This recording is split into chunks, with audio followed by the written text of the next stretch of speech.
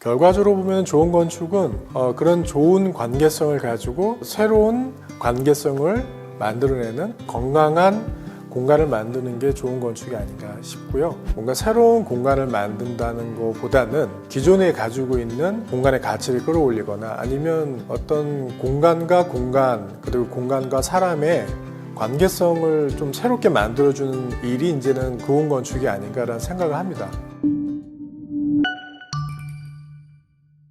안녕하세요. 반갑습니다. 저는 건축가 김경훈입니다. 저는 정림건축에서 디자인 리더 역할을 맡고 있고요. 잠깐 제가 있는 정림건축을 말씀드리면 올해로 한 55년 되는 설계회사이고요. 우리나라에서는 아마 가장 오랜 역사, 시간을 가진 회사라고도 이렇게 감히 말씀드릴 수가 있습니다.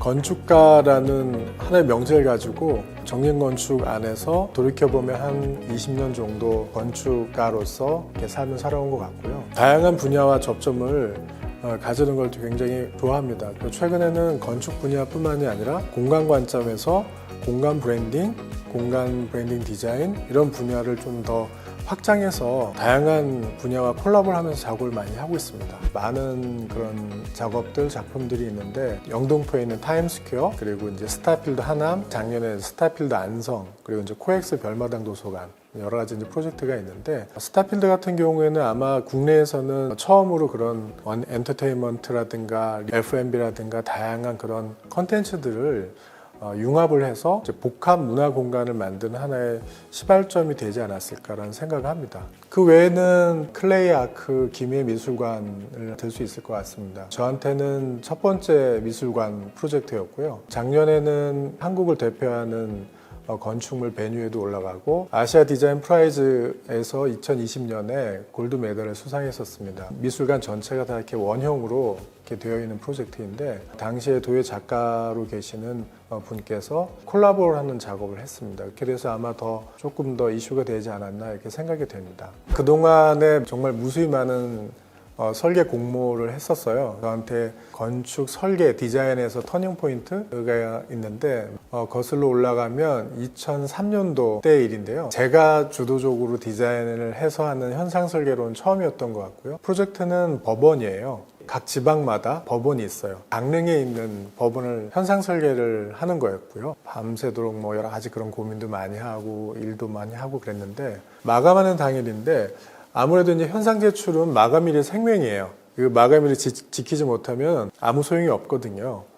근데 그 마감 전날에 이제 그 새벽에 작업을 끝내고 결과물을 만드는 작업을 하는 때였던 것 같아요. 그 당시에는 책으로 내는 결과물이 많았어요. 그래서 이제 충무로에 가서 이제 출력을 하면서 밤새 이제 그 확인 작업도 하고 디자인 보정 작업도 하고 그랬는데 출력 기계가 고장이 난 거예요. 새벽에 이제 그 출력 기계를 고치고 서초동 대법원에 이제 제출을 해야 되는 시간이 얼마 안 남았는데 패널을 제출하기가 되게 어려웠던 상황이었어요. 그래서 시간이 너무 없다 보니까 일반 이렇게 교통편으로는 제출할 수가 없었어요. 직접 제출이거든요. 그래서 택배 쪽에 연락을 해가지고 오토바이를 불렀는데 그 오토바이를 제가 직접 타고 패널을 제출한 적이 있었어요. 그래서 마감 시간 1분 전에 제출을 했습니다. 1분만 늦었으면은 아마 큰일 났을 거예요. 회사에 아마 없었을 수도 있을 거고요. 그리고 노력했던 결과물이 한순간에 사라지는 아찔한 경험일 수도 있었을 테니까요. 제출을 하고 나서 당선이 됐죠. 저희 건축도 당선이 되지 않으면 모든 아이디어가 다 그냥 하나의 어떤 페이퍼로 그칩니다. 근데 당선이 돼서 실질적으로 이제 그 구현을 할 수가 있었고 실제 가보면은 그 법원 청사가 있습니다. 춘천이 약간 좀 고즈넉하잖아요, 동네가. 그래서 조금 파격적인 디자인을 좀 제안을 했는데 그게 오히려 더 잘 이해를 해주신 것 같습니다. 그 1분의 차이가 또 그때까지 저희가 포기하지 않고 열정이나 끈기가 굉장히 이후에 어떤 다양한 더 어려운 공모전에서도 담대하게 할 수 있는 에너지원이 됐던 것 같습니다. 이전까지는 굉장히 정량적인 기준으로만 평가가 됐던 것 같아요. 하나의 어떤 가격으로만. 그러다 보니까 건축물 자체가 부나 권력이나 소유의 개념이나 가치적인 측면이 그냥 가격으로만 책정이 됐던 것 같아요. 그래서 저는 건축이 가지고 있는 가치를 얘기한다면 그 공간에 가지고 있는 가치를 조금은 더 정량적인 개념이 아니라 정성적인 개념을 볼 수 있지 않을까? 이를테면 물론 강남이 가지고 있는 가치도 있지만 또 강북이 가지고 있는 가치가 있잖아요. 강남이 훨씬 편리하지. 교통이 편하고 또 시설도 많고 갈 곳도 많고 너무 좋잖아. 그러면 할 말은 없지만 저는 이렇게 얘기할 수 있습니다. 강북에는 역사적인 가치가 많아요. 오래된 뭐 고궁이라든가 또 오래된 건축물, 그 지역이 가지고 있는 공간의 가치로 보면 또 그런 매력이 있고 잠재력이 있거든요. 그래서 저는 그런 공간의 가치들을 어떻게 하면 건축가가 더 그 땅이 가지고 있는, 그 지역만이 가지고 있는 공간의 가치를 끌어올릴 수 있을까? 만약에 그렇게 된다면 서울이 아니라 경기가 아니라 지방도 이제는 그 각각의 그런 공간의 가치를 가지고 있고 매력적인 공간을 가지고 있다면 훨씬 더 우리가 살 수 있는 그 문화적인 부분들도 좀 더 좋아지지 않을까? 이런 생각을 합니다. 제가 생각하는 좋은 건축은 그동안의 많은 건축 역사를 거치면서 건축물도 더 이상 더 유니크한 건축물을 만들 수 있을까? 라는 고민이 되는 것 같아요. 그래서 저는 이제는 건축이 뭔가 새로운 공간을 만든다는 것보다는 기존에 가지고 있는 공간의 가치를 끌어올리거나 아니면 어떤 공간과 공간, 그리고 공간과 사람의 관계성을 좀 새롭게 만들어주는 일이 이제는 건축이 아닌가. 그리고 그것이 좋은 건축이 아닌가라는 생각을 합니다. 제가 건축 작업을 할 때는 가장 우선적으로 생각하는 거는 커뮤니케이션이에요. 기본적으로 건축을 의뢰하는 클라이언트들이 있겠죠. 그럼 그 클라이언트가 가지고 있는 생각, 희망 이런 것들을 굉장히 잘 이해를 해야지 그런 공간을 저희가 구현을 할 수 있다고 생각을 합니다. 그래서 저는 처음 작업을 할 때 관계성을 가진 작업을 가지고 중점적으로 하는데요. 굉장히 사소한 것까지도 다 물어보죠. 그래야지 이런 공간을 할 수 있겠구나라는 것을 제가 이제 클라이언트 입장에서 이해할 수 있는 그런 부분이 됩니다. 그 다음에 두 번째는 건축은 혼자 하는 건 아닙니다. 지금은. 그러다 보니까 팀 내에서의 관계성도 중요합니다. 리더로서 어떠한 디자인 리더십을 가지고 팀과 소통해야 되는지도 되게 중요하고요. 또 건축은 다양한 분야가 있어요. 건축 말고도 저희가 이제 일반적으로는 구조 분야, 뭐 설비 분야, 토목 분야, 조경 분야 이렇게 다양한 분야들이 같이 협업을 해서 하는 작업입니다. 그러다 보니까 같이 하는 그런 파트너들과의도 커뮤니케이션이 굉장히 중요하죠. 결과적으로 보면 좋은 건축은 그런 좋은 관계성을 가지고 새로운 관계성을 만들어내는, 그래서 좀 건강한 공간을 만드는 게 좋은 건축이 아닌가 싶고요. 그래서 저는 소통을 잘하는 건축이 중요하다고 생각을 합니다.